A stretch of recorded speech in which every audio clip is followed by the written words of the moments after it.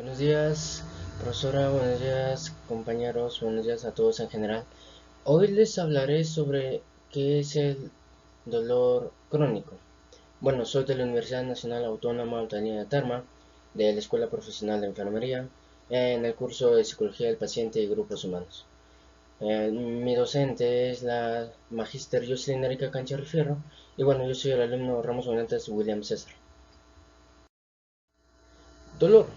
Bueno, sabemos que el dolor crónico es un dolor, pero para ello hay que definir un poco primero sobre qué es el dolor. Según la International Association for the Study of Pain, EASP, por sus siglas en inglés, fundada en 1972, el dolor es una experiencia sensorial y emocional desagradable asociada con una lesión ística real o potencial, o que se describe como ocasionada por dicha lesión. Ahora bien, ¿qué es desagradable, no? ¿A qué consideramos desagradable nosotros?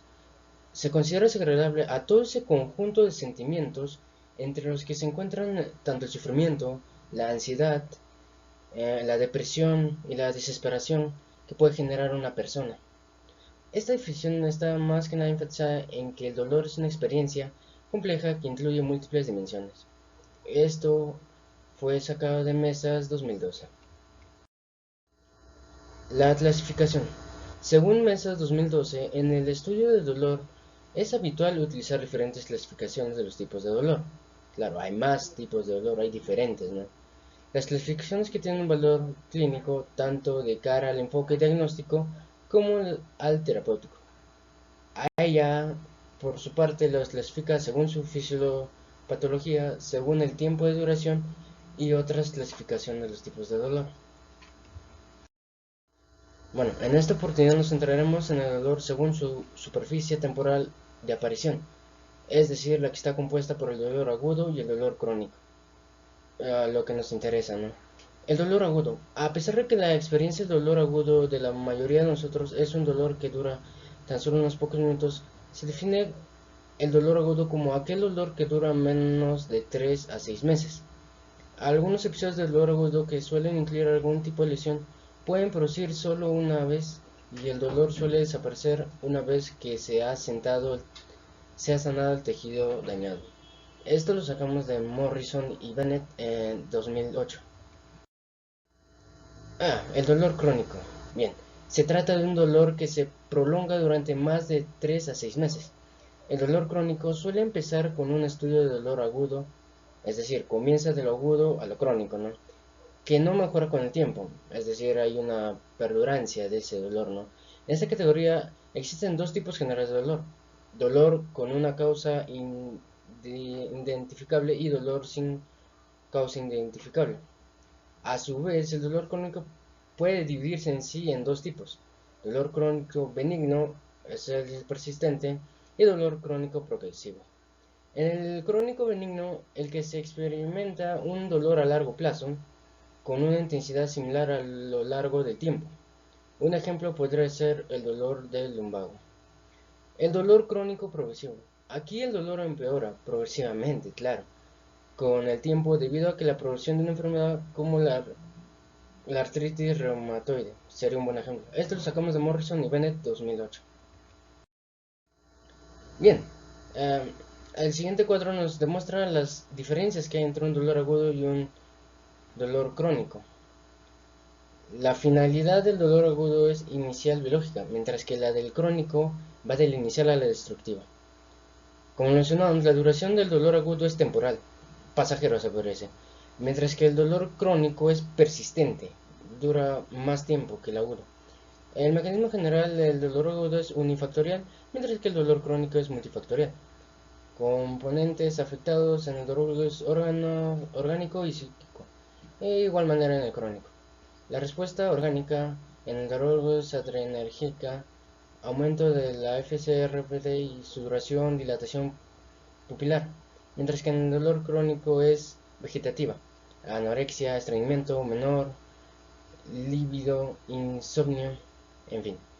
Los componentes afectivos en el dolor agudo es la ansiedad y en el dolor crónico es la depresión.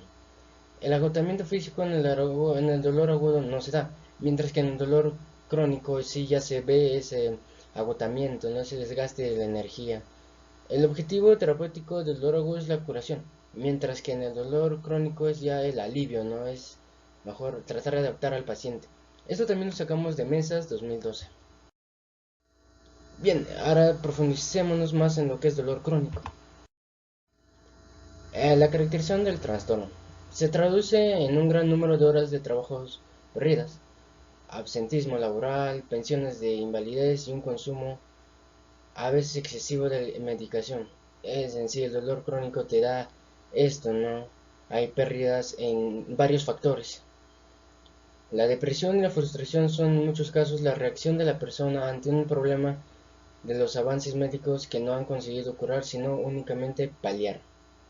Bueno, se puede traducirlo como estrés, ¿no? La depresión y la frustración que se genera en muchos casos, ya que la persona no logra subsanar esa enfermedad. Entre los géneros, las mujeres son las que más sufren este problema, ya que experimentan más cuadros clínicos de dolor, sufren mayor estrés emocional asociados al dolor y la muestra un umbral más bajo de respuesta al dolor. El modo de comportarse de una persona que sufre dolor crónico puede hacerle caer en uno o múltiples círculos viciosos, cuyo resultante es la exacerbación del dolor. Exacto, ¿no? Bueno, esto lo sacamos de Amigo 2015 en la página 178.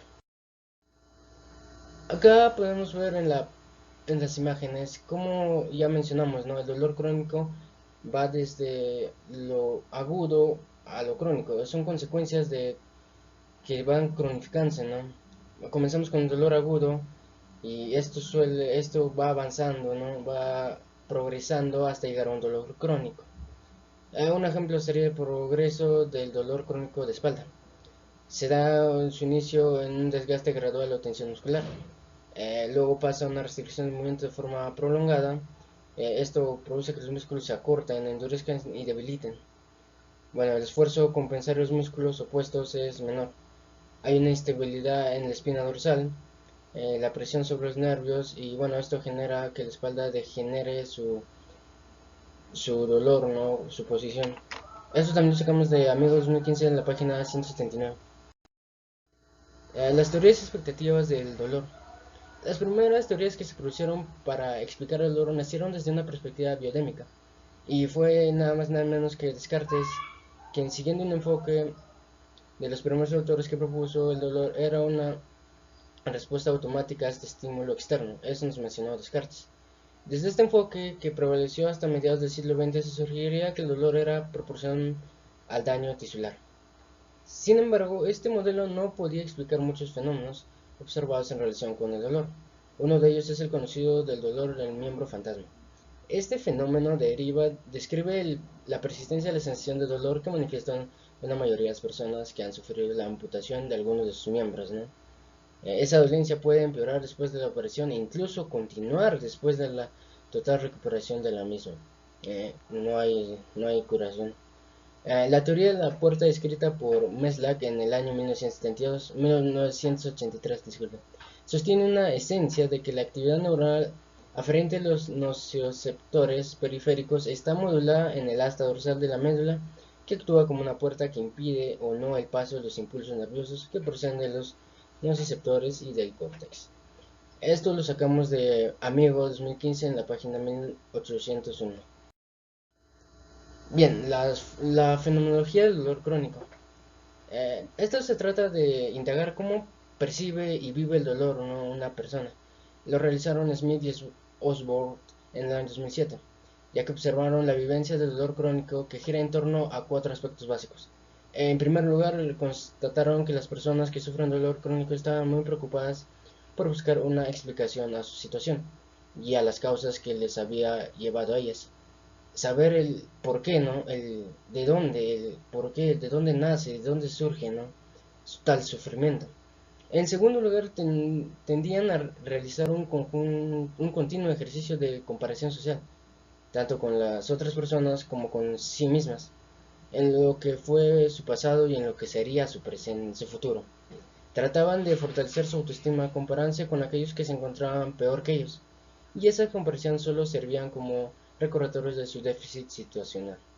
En tercer lugar, percibían que los demás no les creían y no mostraban signos visibles de apoyo a su sufrimiento e incapacidad.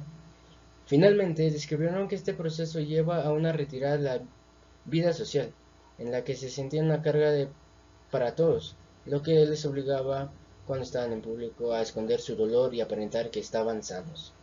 Esto se sacó de Amigo 2015 en la página 186. La evaluación psicológica del dolor crónico. Bueno, como ya se mencionó, el dolor presenta múltiples dimensiones, ¿no? Y por ende, su evaluación puede abarcar diversos aspectos. Las herramientas que se disponen para llevar a cabo el proceso de evaluación son por una parte la entrevista y por otra los diferentes tipos de cuestionarios que pretenden abarcar las distintas dimensiones del dolor. La entrevista. La entrevista constituye el primer paso del proceso de intervención y tiene como objetivo el poner de manifiesto la naturaleza del dolor que el paciente presenta. Para el estudio del componente operante del dolor se ha acudido al análisis funcional de la conducta, siguiendo el proceso convencional de la evaluación conductual y la modificación de conducta. La guía para desarrollar conducta discurre sobre los siguientes aspectos. Tenemos el procedimiento de autoinforme y cuestionarios. Entre ellos tenemos los métodos para evaluar la dimensión sensorial descriptiva, los métodos para evaluar las dimensiones afectivo-motivacional, los métodos para evaluar el componente de control central del dolor, los métodos para evaluar el impacto sobre el estilo de vida. Esto lo sacamos de Amigos 2015 en la página 189. Existe tratamiento, ¿no?, del dolor crónico, sí, pero ya no se, como se mencionaba, ya no se busca, ya no se puede curar, sino aliviar, apaciguar el malestar que está teniendo el paciente. Se menciona en Amigos 2015 que los tipos de drogas que se utilizan para el tratamiento del dolor podemos dividirlos en aspectos, en grandes categorías, ¿no? Tenemos los analgésicos de acción periférica. Los tres principales analgésicos de este tipo son la aspirina, el acetaminofeno y otras drogas no esteroides antiinflamatorias. Estas no originan dependencias físicas, adicciones o efectos secundarios. También tenemos los analgésicos de acción central. Actúa sobre el sistema nervioso central y se define como narcóticos. Por su parte, también tenemos los analgésicos coadyuvantes. Se les encuadra dentro del grupo de los analgésicos a pesar de que no estén muy claro que actúen como tales. Hay muchos tipos de diferentes de drogas que se pueden incluir dentro de este grupo, pero quizás lo más importante sea el de los ansiolíticos. Esto se sacó de la página 190 de Bueno, los tratamientos psicológicos del dolor crónico. Puesto que el dolor crónico es una respuesta compleja en la que se distinguen varias dimensiones, las técnicas psicológicas que se han propuesto para aliviar han sido distintas, y cada una de ellas se dirige a una dimensión concreta del mismo. Hay técnicas de relajación, técnicas cognitivas y técnicas operantes. En las técnicas cognitivas, estas pueden ser, ¿no?, la distracción imaginativa, en la que el sujeto parte de imaginar una escena que sea incompatible con la experiencia del dolor. También tenemos la transformación imaginaria del contexto, cuyo propósito es que el paciente se imagine que la sensación de dolor que se está sintiendo está ocurriendo en otro contexto, no en el suyo. Transformación imaginativa del dolor, para lo cual el sujeto debe rotular la sensación dolorosa en términos de entumecimiento o tirantes. También tenemos una somatización, donde se enseña al sujeto a atender el dolor, pero analizando desde una manera objetiva. Y finalmente las distracciones del dolor a través de distracciones, ¿no?, que puedan contrarrestar el dolor. Y bueno, eso sería todo. Gracias.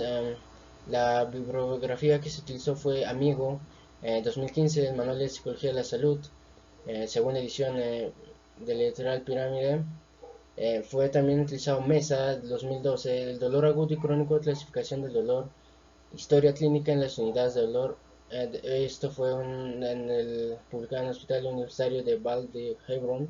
Y finalmente a Morrison y Bennett de 2008 en la psicología de salud.